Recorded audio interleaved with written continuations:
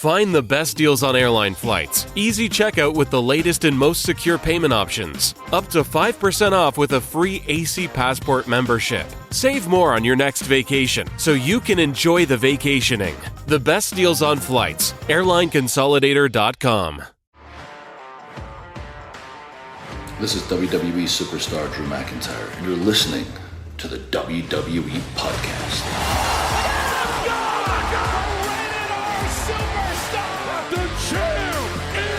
The one that everybody wants, me. Becky Lynch is going to WrestleMania. Claymore! Austin 316 says I just whipped your ass. This is my iron. You're going to acknowledge me. Welcome to the Week in Review. It is Sunday, March 5th, 2023, here on the WWE Podcast. 4 weeks. 4 weeks separates us from now until WrestleMania. And WWE, their card is starting to come into focus. I'd say we've got about 75% of the matches at least confirmed or believed to be confirmed. And we have a lot to talk about tonight as we get closer and closer to WrestleMania 39. But first, I want to welcome a brand new patron to the WWE Podcast family, and that's Martin Miller. Martin, welcome, buddy. Hope you enjoy everything that's ad-free. You can join Martin and the many others that are part of the WWE Podcast ad-free family at patreon.com/WWE Podcast. And we've got a lot to do, not just tonight, but in the upcoming weeks, obviously, as we roll towards WrestleMania. I'm going to be increasing videos for those on the SmackDown tier and higher. Many more videos will be coming. They won't be long-form videos, more just kind of quick hit thoughts, additional thoughts, expanding on a point I may have made during a previous show, but that'll be exclusive to those in the SmackDown tier and higher on Patreon. So another incentive, if you maybe want to see my ugly mug, you can do that at SmackDown, the SmackDown tier, not on SmackDown. What the hell's wrong with me?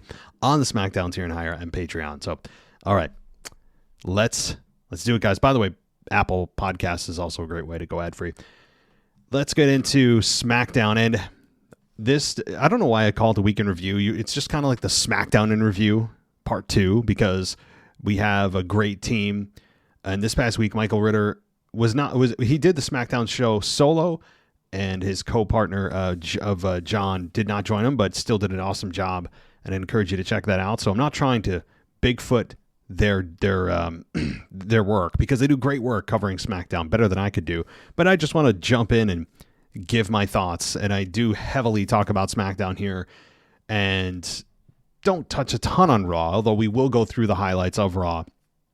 And honestly, a big show this coming week, because we've got John Cena in Boston, and that likely will set up the Austin Theory John Cena program that honestly we all thought was coming months ago, and it seems to be coming to fruition with John Cena, and that's fine. You know, John Cena is a legend. I think we should all just kind of enjoy the time that we have with him, even if it's not the match we may want.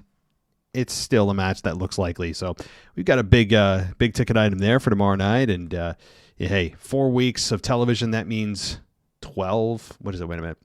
Yeah, 12 hours of Monday Night Raw to go. Yeah, I said that right. 12 hours of Monday Night Raw to go until WrestleMania. That's like sitting there for half a day. From midnight until noon. That's how much content we've got coming.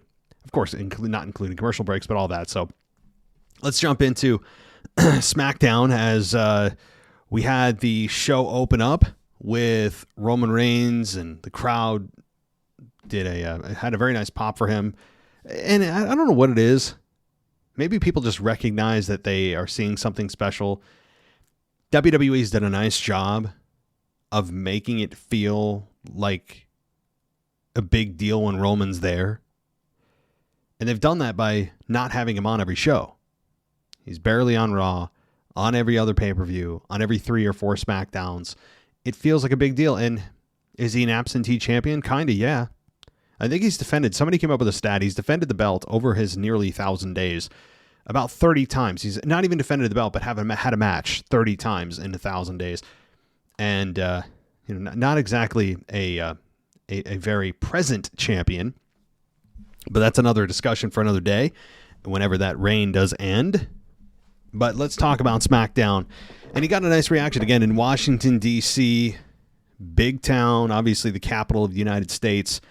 And it felt like a big deal. It felt like a big SmackDown. And SmackDown has, by the way, has certainly come to the forefront as Raw's or WWE's top show. Yes, a lot of it has to do with the fact no world titles on Raw, and a lot of the star power for the men's side is on Raw.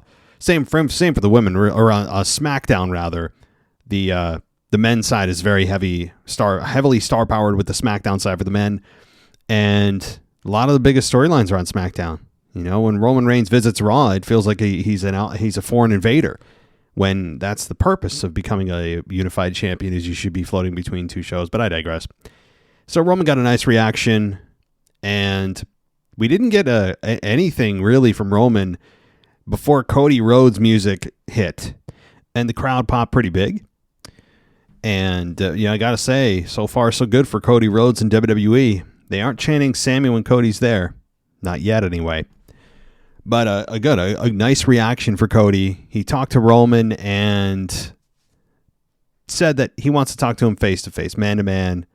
That he's not there for reckless negotiation, and he didn't see a reason for his compatriots to be there unless he needs them. And then Roman dismissed Heyman, Sikoa, and Jimmy Uso, and Roman asked if that made him more comfortable, and Roman said Cody might not like it, but he's going to do it anyway, and he threw the title belts in front of him.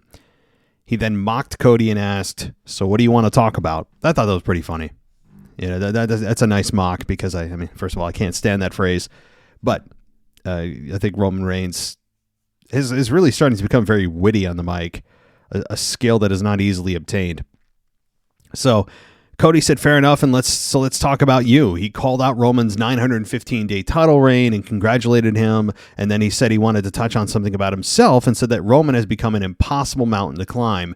But that's kind of his thing. He then recalled people saying he'd never be anything but Randy's understudy. He'd never survive Stardust, and no one would ever pay to see him, and his buddy's little, quote, indie show. Cody said that the goalposts keep moving for him, and he keeps punching it through the uprights. He said Roman might be impossible, but not for him. Roman fired back and pointed out that the title belts and asked if Cody ever won one of those or even competed in one or main events at WrestleMania. He said that he's done all that and is the most experienced WrestleMania main eventer of all time. Roman continued and said he was groomed from a young age, and he's groomed by Cody's father, Dusty Rhodes. He continued and gave respect to the Dream and said he wasn't going to denigrate him. He said that he did a Dusty impression and said that Roman having it. He recalled the story of Dusty's teachings and revealed that Dusty never spoke about him at all. But basically what he said was that Dusty was telling Roman that he has it, and he's got that, if he could buy it, package it, and sell it, that he'd be a millionaire, because Roman has it. And that the things he used to say about Cody, well, he never mentioned him at all. He basically said that, he didn't even talk about his own son, and that Roman Reigns is the surrogate son of Dusty. And Cody twitched, and he kind of sputtered, but he didn't have a whole lot to say. I don't know what it is about them not allowing Cody to really say a whole lot. They did this with the Paul Heyman segment a couple of weeks ago. That was actually really bad, a very rare bad segment with Paul Heyman. And I was waiting. I was like, Cody's good on the mic. Why are we not allowing him to respond? It really held his character in a way, and they kind of did that a little bit, not to the same degree, but to some degree, with this segment here a little bit. But let's continue. And he said Heyman didn't get in his head when he was sent to Raw. He said he sent Heyman to Raw to convey the truth about the fact that one of Dream's kids is better than his actual kid. Cody said in order for him to exist, it's a necessity that he defeats Roman Reigns. He then stuck out his hand and said, may the better man win. Roman shook his hand and walked his way to the back. This was, putting my personal feelings aside about Cody's babyface character, this is a really good segment. Cody's, does he feel like he belongs? Yeah, he kind of does. The crowd reacts nice to him. He's got a good entrance song, good entrance music, good, all that. He's got a nice presence. Is he the biggest guy? No. But they may be looking at Cody as the guy that's going to take Roman down. Now, I'll get to that a little bit later.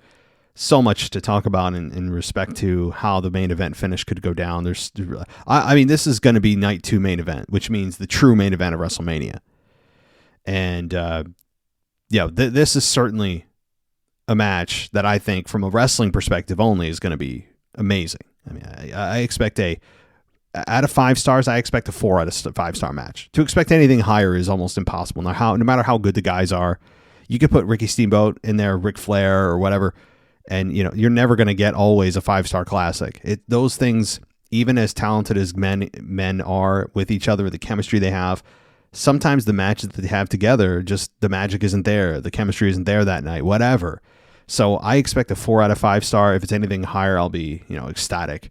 But I have no worries, no concerns about this match. I think it'll go 20, 25 minutes. I really do. I expect the WrestleMania main event to be very lengthy, and that's okay with me. A little tip and trick, by the way, if you're somewhat new to wrestling, meaning in the last couple of years, if you want to know the length of a match, at least the general ballpark of what it's going to be, see how they start the match. If the match starts, especially on pay-per-views, if you see the match start with a collar and elbow tie-up and some chain wrestling and some kind of mini games playing with each other, mind games as they love to talk about all the time, that means the match is going minimum 15 minutes, maybe 20 minutes or longer. That's how you know, because they're pacing the match. That's how you typically start a match. If they start with power moves and wham, bam, and they're going 100 miles an hour, odds are it's a 5 to 10 minute match tops, maybe less. That's how I gauge it, and no more often than not, it's held true, because when they have less time, they know that they have to get their stuff in, and therefore they're kind of rushing, which is never really leads to a great experience to watch. But that's how you know. And my point is, though, I expect Roman and Cody at Mania to be a lengthy, well-told story from a pure wrestling perspective. If you knew nothing about the actual storyline itself, if you just looked at the physicality, I expect this to be a very good match. 4 out of 5. I wouldn't be, if it turns out to be 3 out of 5, right? I'm not going to be like, oh my God, that's so disappointing. It's not easy to do. I'm not saying it is, but the guys of this caliber, it should be a 4 out of 5-star match. I'm not expecting 5 out of 5. It's not going to be Undertaker, Shawn Michaels, WrestleMania 25, right? I don't expect that. All right, moving on. Let's continue here. But let's see. This was, again, very good segment to open the show. The one thing, though, I was going to come here, and it has nothing to do with babyface Cody Rhodes. Just generally, with any time Cody Rhodes has been in WWE thus far, why does everything have to be about Dusty? Can we just focus on Cody? Why is Dusty? I mean, this better be the one and only time. Well, one of the very few times left when Cody gets into a program with someone that they continue to go to his dad. Why? I know that, to be fair, Cody, when he first returned and faced Seth last year, mentioned that he wants the WWE Championship and that he wants the belt for his dad, and that's been his mission. That was his mission statement, and he did mention his dad and the belt that his dad never won. He wants to do it for him, and that if he can't put it around the waist of the American Dream, he certainly can put it around the waist of the American Nightmare. If you remember that promo last year, I think it was a Monday Night Raw after WrestleMania, and so to be fair, I mean, he kind of set the tone for what his mission is currently. And we're still on that mission. So my point is, though, I would like at some point in time for the substance of a program to not be about a guy that's dead anymore. Can we talk about the people that are alive right now? I mean, sometimes they still talk about Eddie Guerrero, and I love Eddie Guerrero, but can we stop talking about how when Sasha Banks was there anyway, Oh, that's her favorite wrestler. That's who inspired Sasha. How many times would we hear that? It's just like, I don't know.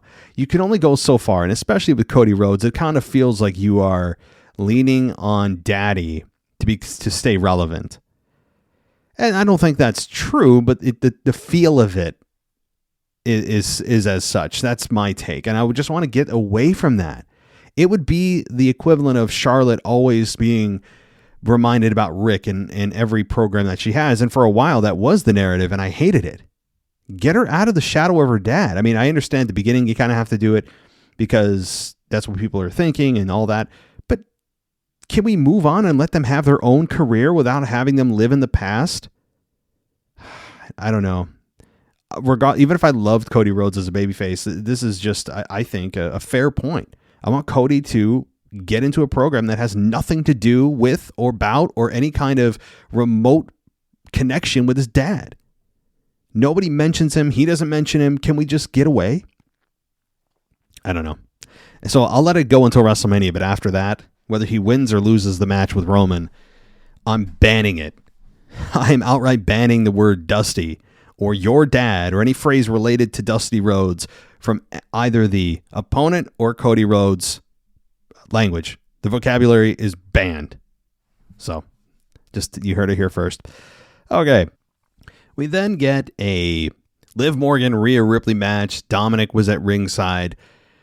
Morgan started out with some strikes. Rhea used her power, and then Rhea choked Morgan on the bottom rope, landed some clubbing blows to the back of her head, and then tossed Morgan into the corner. Morgan landed a rising knee and then sent Ripley to the floor. I'm not going to go through the entire play-by-play here. But let's see. The finale of the match was that Ripley picked up Morgan. Morgan pressed the offense and landed back-to-back double knee facebusters, then did a diving codebreaker from the second rope for a near fall. Ripley got to her feet and Liv went for Oblivion, but Rhea held on. She attempted Riptide, but Morgan slipped out and landed a kick to the face. Liv went up top and dove at Ripley, but was slammed to the mat for her trouble, and Ripley landed Riptide and then applied the inverted cloverleaf for the tap out. Liv loses to Ripley in about 8 minutes, and a girl was shown crying in the front row after Rhea got the victory, which was funny. I really enjoyed that. And yeah, Liv Morgan, she's kind of in the same role that she was in when she was part of the Riot Squad, where she was just constantly doing jobs, especially before WrestleMania, to put over whatever talent is actually having a match at Mania. She's clearly got no path right now. But the difference is between the irrelevant group of the Riot Squad that was completely destroyed by booking in the years past and this Liv Morgan is that Liv Morgan has had some success. She was SmackDown Women's Champion. She beat Ronda Rousey twice, although in controversial fashion. She adopted a new personality, a new confidence, and she improved in the ring. So while she's losing competitively. You understand who and what she is, and she feels like she is relevant even when you know that the outcome is all but a foregone conclusion that, of course, Rhea Ripley's going to win here. So that's the difference, which is good for, if you're comparing where Liv was several years ago in the Riot Squad to being a jobber to now being a jobber, but also relevant and in a respectable role, being competitive. That's the difference. So, all right, backstage, Roman asked Jimmy about Jay. I'll get it right. And he responded that he's a hothead. He needs more time. Roman said he's running out of patience, but he's not running out of patience with Jay. He's running out of patience with Jimmy. So Jimmy is now not on the nice list of Roman Reigns. So for some reason, it's up to Jimmy to get a hold of Jay. Roman just apparently can't do these things. So that's the next step there. But a video package then played of Rey Mysterio and Karrion Kross last week. But the real segment wasn't about Rey and Karrion Kross. It was about Rey and Dominic and the after-match shenanigans of Rey being shoved by Dom, and Dom trying to provoke his dad and demeaning his dad, and his dad was still refusing to strike his son.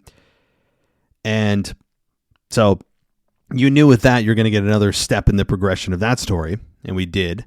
But Rhea and Dominic were backstage. They ran into Santos Escobar, and he said that Rey should have punched Dominic in the face, and if he's mad enough, he'll meet him out in the ring, and Dominic does. Dominic and Santos have, I think, a really good match. That's never been the problem, by the way, with Dominic. Dominic, in years past when he was with his dad, in the just vomit-inducing chemistry that they had as a tag team, meaning it was just gushy and just, my God, awful. Like them basically having a makeout session before every match. It was too much. But the match here with Santos Escobar was really good, and Santos Escobar has really also come into his own, I think. Not in a main event level way, but in a just established star kind of way, where he broke out from the family, or at least the family part of this whole thing is dormant. I know he still has the Legado del Fantasma, the letters, and the acronym's still alive, but the family part of it's dormant, and he's trying to be, they're trying to focus a little bit on him. He was he was the de facto leader of that family, and we may see more of that moving forward. But the match was good, and having Dominic pull out the brass knucks, which caused the distraction that allowed Rhea to hit Riptide on Santos, and then the frog splash by Dominic for the victory. And that, I think, was a fun, expected outcome for Mommy to get involved. And after that, we got Dominic tearing up the mask, the Rey Mysterio's mask, the Luchador mask. Rey's music hit to a very nice pop. I really enjoyed that pop. That, bigger than I expected. And then we had Rey stare at his son. Dominic, of course, tries to tempt Rey to hit him. Rey does not. And then as Rey picks up the mask that Dominic dropped, Dominic cheap shots him, hits him in the back of the head, and Dominic and Rhea smile and walk away. So it's a matter of time before we get a Rey Mysterio, finally he snaps, right? And we've only got a few weeks until they have to get to that. I mean, it's got to happen any time now, because WrestleMania is quickly approaching, and maybe they don't actually have contact. Rey doesn't have contact until WrestleMania, maybe, where he says that, he's been building up this anger. He's been trying everything. He went to SmackDown. He showed up at his house on on Christmas, the Valentine's Day thing, Thanksgiving. He's done everything to try to avoid this confrontation with his son. But son, you've left me with no choice. Mommy may protect you, but daddy's coming to punish you. All right. Boy, that sounded a little suggestive. Oh, God, this is a PG show. But do you know what I mean in a PG context, okay? Those of you out there probably, I know. But that's how they could go about it, right? Like Rey Mysterio could just, he's going to matter of fact say, you've left me with no choice. And, I think the match at Mania between these two is going to be really fun. And the whole build has been nice. I would like them to talk about the whole custody case that they did, the custody match with Eddie Guerrero back in 05 or 04 on SmackDown, 17, 19, whatever year, how many years ago, to call that back. And those that were watching it then would go, oh my God, that's right. And those that didn't would go, really? Oh my God, this goes back this far? Oh wow, that's pretty cool. I don't know how they're not recalling that, or bring back Vicky Guerrero. I really think that Vicky could add something to this if they wanted to. But I don't know what the contract status is of Vicky Guerrero, if she's interested or whatever. Maybe no one's thought of it. But I digress. The fact is, these two are going to have a really good match at Mania. My concern maybe is that they aren't going to lay stuff in, though, like that, maybe because of the actual real relationship with them and how emotional it's going to be, that the fact that, my God, I'm facing my son at Mania, and from Dom's perspective, it's like, wow, I'm having a match with my dad at WrestleMania. That's like a dream come true for really both perspectives. It's kind of cool when you think about it. And so they may not lay their stuff in because of fear of hurting one another, but the storyline is going to be great. I mean, it has been really good. So Rey, I think, is finally going to snap, and it's coming soon. All right, let's take a quick break for the sponsor of this episode tonight, and then we'll be back with much more on SmackDown. Find the best deals on airline flights. Easy checkout with the latest and most secure payment options. Up to 5% off with a free AC Passport membership. Save more on your next vacation so you can enjoy the vacationing. The best deals on flights. AirlineConsolidator.com. All right, let's get to a little bit more of SmackDown. And after the whole Dominic Rey segment, we got a video of Sami Zayn walking through the concourse, yelling about Solo and ending the bloodline. And then Drew McIntyre made his entrance, and I think that the entrance from McIntyre, this may be the most relevant McIntyre has been in like 6 months. McIntyre has certainly taken a back seat to all the other things going on, which, it's the cycle of wrestling. You get your chance to shine, you make the most of it, and then you kind of, usually, unless you're super, super hot, white hot all the time, you kind of take a back seat, and eventually you'll maybe circle back around if you're lucky enough. And I think that's where Drew is at, where he had his moment to shine at Clash at the Castle. Ever since then, he's just been, not irrelevant, but in this kind of weird little duo with Sheamus where they talk about banger after banger, and they're real life friends, so that's fun, and they find common ground, and Sheamus is officially a babyface. Like, it hasn't been ridiculously bad. It's been okay, but if you're looking for McIntyre to be in the main event, that since Clash at the Castle, it hasn't been anywhere near that. So McIntyre talked about how it's 4 weeks till WrestleMania, and he doesn't have a match, and he called out Gunther by name. And we immediately had Sheamus come out, and he accused McIntyre of going behind his back.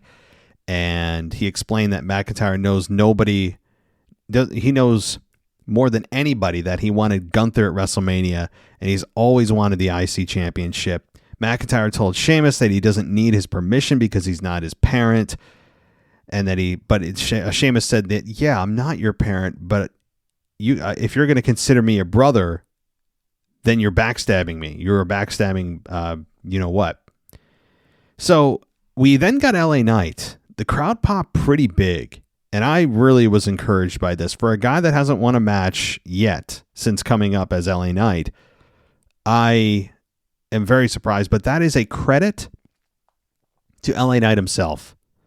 With the bad creative he's been given, especially with the Bray Wyatt gobbledygook, and losing the match on SmackDown last week to Kofi, this is a testament to LA Knight and his mic work and his presence. Everything. And he has it. Whatever LA Knight has, and that they talk about that it thing, that he has that thing that we could, if anybody could bottle up and sell, they'd be a gazillionaire. That's what LA Knight has. And that's how you overcome bad booking, and bad booking when you're losing. Think about that. Bad booking, and when you're losing, and you're still able to continue to rise, is a testament to the talent, not to creative. That's where you can say creative has nothing to do with this. Sure, they're the ones that actually put them out there. I mean, they really aren't just having free will to do whatever they want, of course, but let me put it this way. It's 90% the talent and 10% the creative. Because LA Knight right now, getting that reaction, and I think it's deserved. People recognize talent. People recognize when they have a wrestler has it, and LA Knight has it. But my God, he is a future world champion. Absolutely. So, huge LA Knight fan. And he talked trash about wanting a match at WrestleMania to the ring while Sheamus and McIntyre were essentially ignoring him.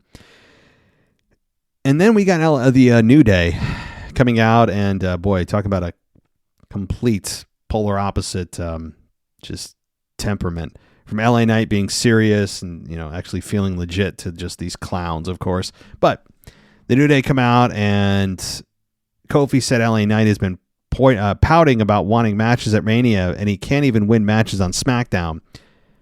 By the way, Kofi, you don't have a path to WrestleMania either, and at least LA Knight is trying to create one while you just try to step on the work of others, and that you are you're trying to childlike mock LA Knight. But hey, what do I know?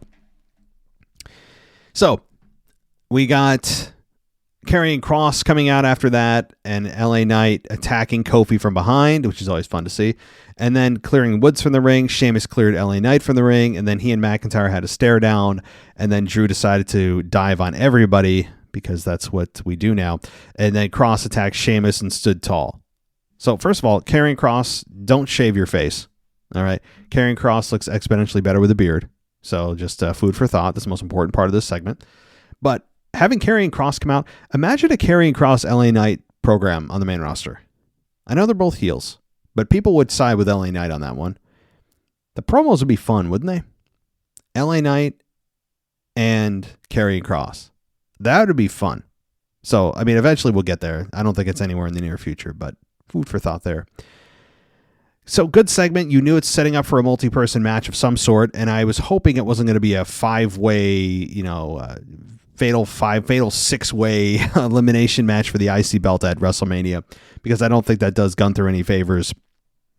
And I don't like multi-person matches for titles at Mania, but we did get a fatal five-way out of this announced for next week, I think it is, and the winner is in title contention for the IC championship. So I don't know what that means, because isn't everyone automatically in the title contention, because all you have to do is just challenge the champion and then you just automatically get a title shot? I don't know exactly what that means, but anyway, Cole and Barrett plugged the NXT Roadblock event, and let's see. We got a brawl shown backstage between Ronda, Shayna, and Tegan Nox, and Ronda apparently suffered an arm injury. Baszler had to be separated from Nox. So then we got Tegan Nox versus Shayna Baszler.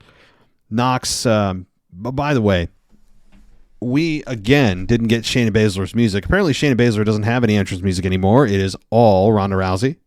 I just don't get it.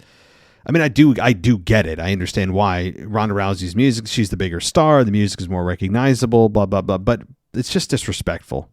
I mean, there's no other way about it. So they're not in a tag team match. Shayna's in a singles match, accompanied by Ronda. Anyway, Nox came out of the gate, landed some quick strikes. Baszler took over quickly. Baszler eventually landed a huge knee and applied the cross arm bar, and Tegan Nox lost at 2 minutes. So Shayna Baszler gets the victory, and then Tegan screamed after the match that she thought her arm was broken. So another snapped arm, apparently by Shayna, and that's the Shayna Baszler I like. When Shayna Baszler's all business, not trying to be jokey and funny, that's the Shayna Baszler that's the best, is the one that snaps arms. That's the one I love. And this is the version we got this past week anyway. So backstage, Caleb Braxton then interviewed Gunther, and he called it an absolute disgrace and a lack of leadership that he doesn't have anyone worthy to challenge at Mania, and then he needed to battle to cement his legacy of being the ring general and the Intercontinental Champion, and to claim his place on the grandest stage of them all. So I love that. Gunther, that's a perfect way to describe some of those people in the that little segment, is just disgrace. And I think you know who I'm talking about. But I love Gunther. Gunther is exactly everything that I love about pro wrestling today. Serious. He looks the part. My God, does he look the part. He's excellent in the ring. Big, thick guy. Not cut, but thick. Looks like a legit badass and cuts decent promos. He is, there's room for improvement on his promos. Sure. They've been fine, though. And I think he is, a future world champion. Man, when you look at the next generation of who could take over the next 5 years, you've got Gunther. You've got LA Knight. You've got Karrion Kross. You look at some of these guys, the future is pretty bright in WWE. All right. Let's see. We got... footage of Bray Wyatt's music, a Muscle Man dance shown from Raw. And, Bobby came out and he said he wasn't going to play little kid games like the Muscle Man dance. And he said that where he comes from, it's a sign of weakness, because when you have a problem with someone, you come and see them to their face. And he then demanded Wyatt to come to the ring and see him. Bray, of course, well, I shouldn't say of course he didn't, but Uncle Howdy attacked Bobby from behind. And then Bobby delivered a spine buster to Howdy. He was about to set up for the spear, but the lights went out. And then when the lights came back on, Uncle Howdy was gone. So, yeah, Bray Wyatt is no longer or nowhere to be found. And we've got just a kind of a wacky hocus pocus segment again with no Bray Wyatt. I'm sure we'll get some cryptic video that we're all supposed to decode, and that'll be on Raw or something.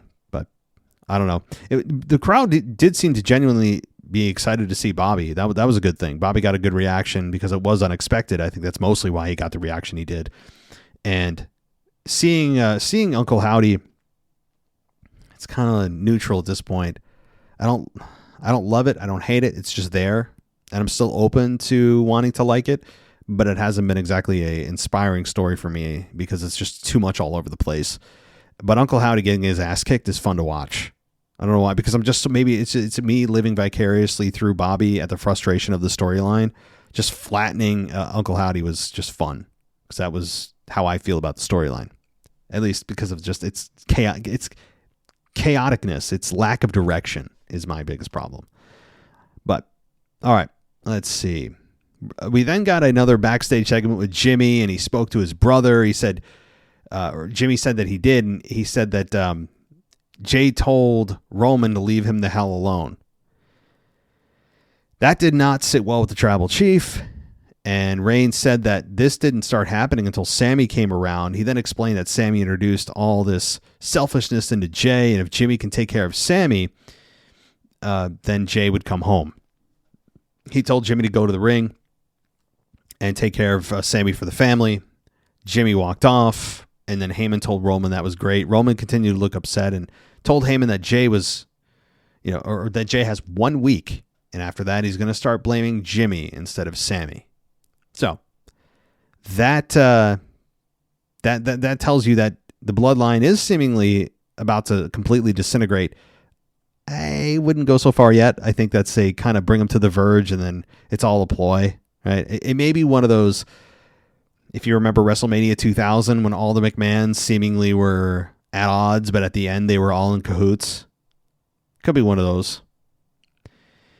But nonetheless, Jey Uso right now, this is one of those that I don't know if I would do that, because Jey Uso, when he shows up, he gets a massive reaction, positively. So to kill that with bringing him back heel would pour cold water on something that doesn't happen often. I don't think Jey Uso was meant to be this big of a star. Sami, I don't think, certainly wasn't. And Jey Uso is that wild card, that the one wild card that we got at the Rumble when Sami finally snapped on Roman was Jey Uso that no one saw coming. He just left the bloodline, didn't know what to do. And he's been in kind of conflict ever since. And we don't know his story, but Jay, when he does show up, gets a big reaction. So that should tell you something. I think he's in the running for being a candidate to take the belt off of Roman.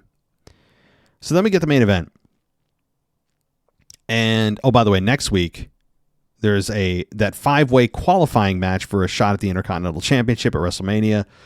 But next week also, we're going to get Braun Strowman and Ricochet versus the Viking Raiders. So, Sami Zayn and Solo Sikoa main evented SmackDown on Friday. Good match here. And we got no Kevin Owens, which surprised me. I thought Kevin was going to come to Sami's aid, and he didn't. Which, given everything that Kevin said, makes sense. But Solo beat Sami because the finish was that Sami climbed up to the top rope, landed a flying forearm, and then Sami managed to land a Blue Thunder Bomb. Jimmy saved Solo from the Haluva kick, and then Solo hit the Samoan Spike. Pretty simple. And after the match,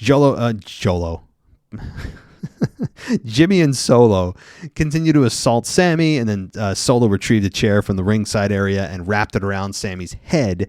Solo lined up for another running attack, but Jimmy stopped him, and the hesitation that happened allowed Zayn to recover and throw the chair at Solo, and then hit the Haluva kick on Jimmy. And Sami escaped into the crowd. and he was about to hit Jimmy with the chair. I love how they're not even allowing Sami to get any, significant offense yet. And the mission of Sami obviously mirrors exactly the mission statement of Kevin, that they want to take down the bloodline. So, of course, those two are eventually going to team up officially, and they'll have the hug and all that, and the crowd will cheer. But they're not even allowing us to get the payoff of having Sami, be able to lay into Jimmy or Solo with a chair, like lay into him, hit those chair shots that you want to see.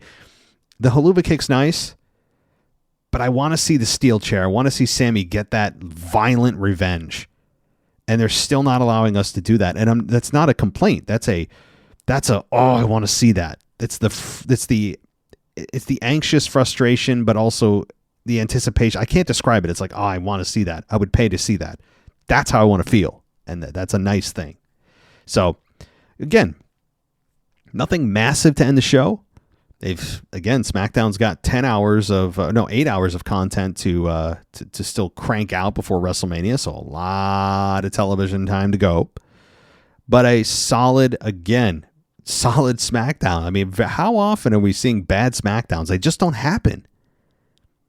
I don't even know the last time I came out of SmackDown and said, "Woof, that was awful." I don't know. SmackDown is clearly, and has been for some time, the A show on WWE programming. No doubt. No doubt about it. By the way, guys, if you want to hear a kind of a retro show, I did a re-release of a WrestleMania 37 a preview show with a couple of old co-hosts. Go check it out. It's about 2.5 hours. If you like long-form audio from a show that I did a couple of years ago, check it out. It was in April of 21. So, WrestleMania 37. So that was SmackDown in a nutshell. More detailed than always. I do read the details of the report. Okay, I don't pretend that I don't, but I think it's important for me to kind of shift my methodology of reviewing the show instead of just hitting the high points, to go into detail about some things, because I think that it's important, and I think that sometimes people need to hear a little bit more detail to hear what I and others have to say.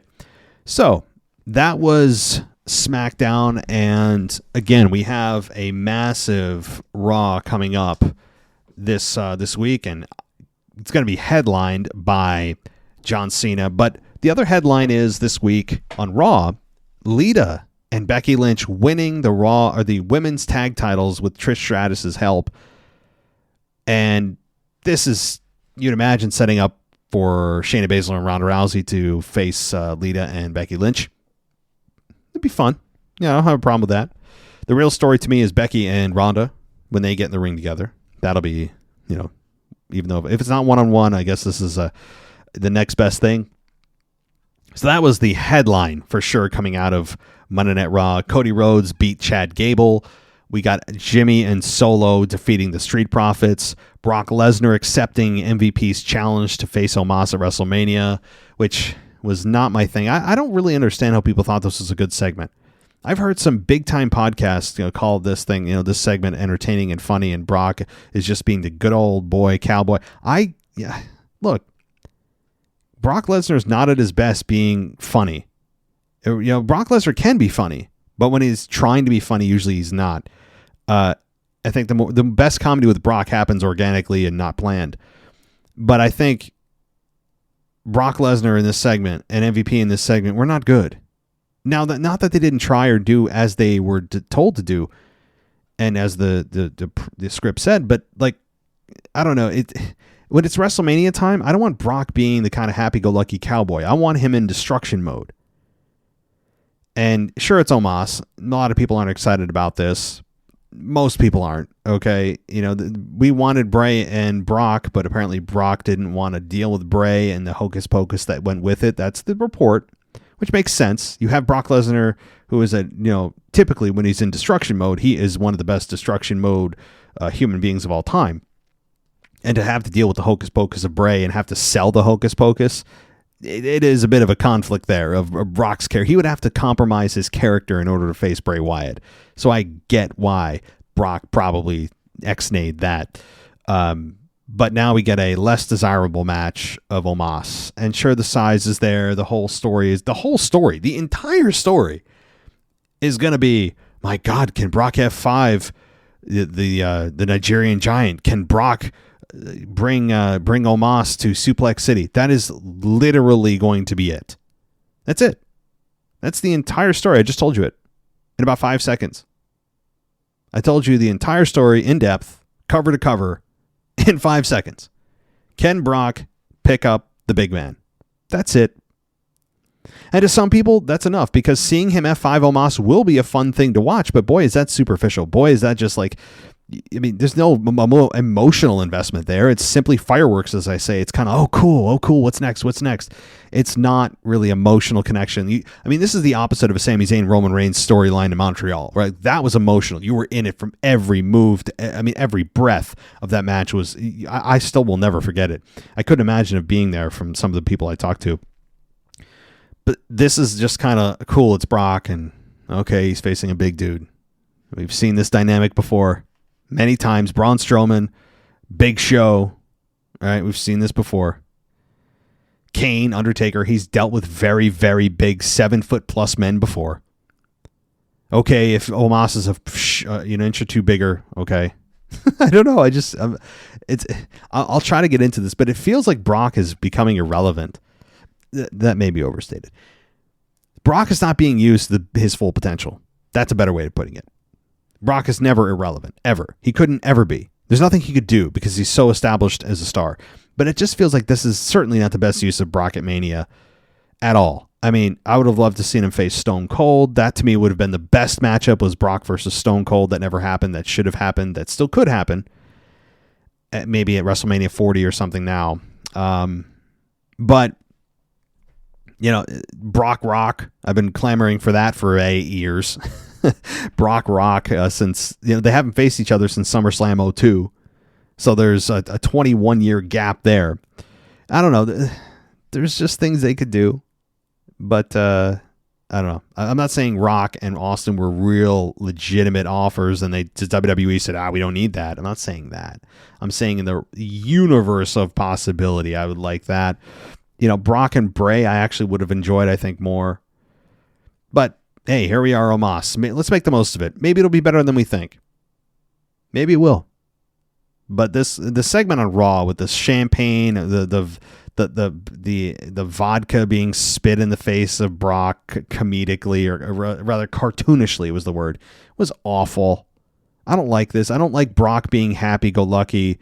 I don't like the cowboy hat. I never liked the cowboy hat. I never liked the hair. I like tracksuit Brock Lesnar. Keep the beard, but I don't like Brock, the happy-go-lucky Brock Lesnar. I don't. I know some of you do, and that's wonderful. I mean that. If you enjoy that, that's wonderful. I just think that Brock being the angry, kind of could explode at any minute, doesn't say a whole lot. Brock is the best version of himself. But that's my personal opinion.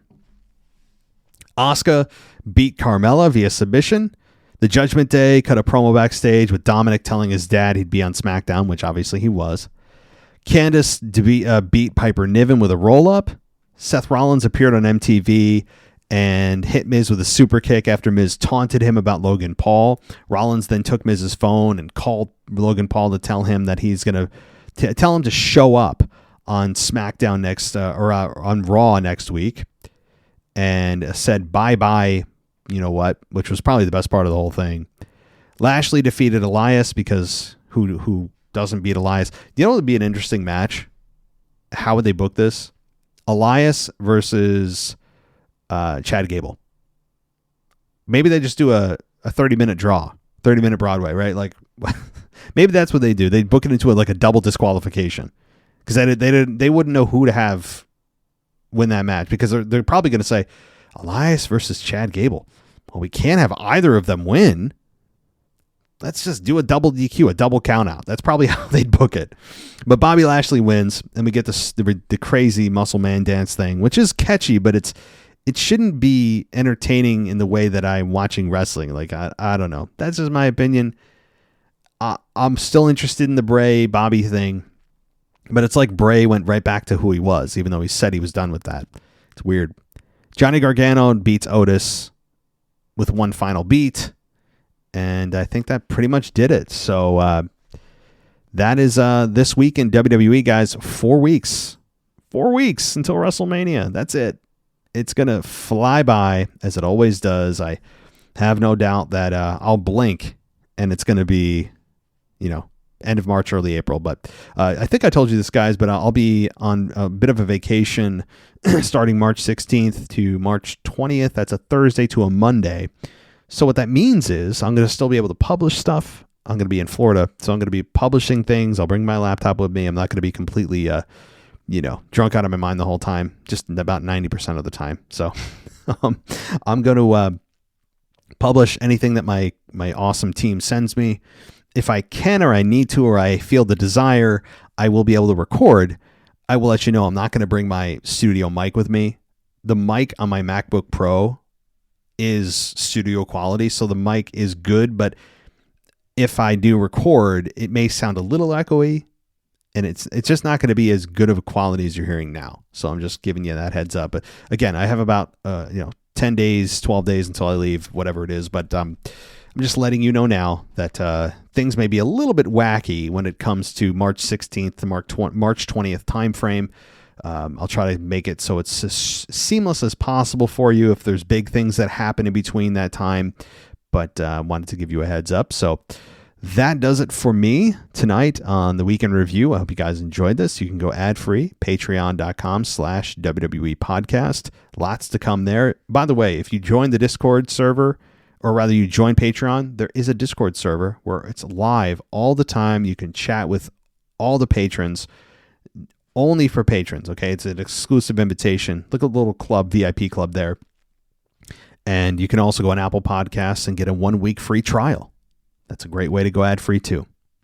So thank you, everybody. WWEpodcast.com. Go VIP there if you want ad-free. Tons of ways to go ad-free, guys. If you don't like the ads, easy ways to get rid of them. So thank you, everybody, for listening. As always, take care, and I'll talk to you next time. Find the best deals on airline flights. Easy checkout with the latest and most secure payment options. Up to 5% off with a free AC Passport membership. Save more on your next vacation so you can enjoy the vacationing. The best deals on flights. AirlineConsolidator.com.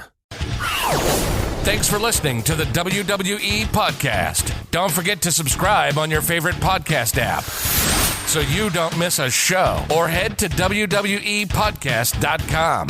And for all of these shows ad-free, head over to patreon.com/WWE Podcast. Until then, we'll see you next time.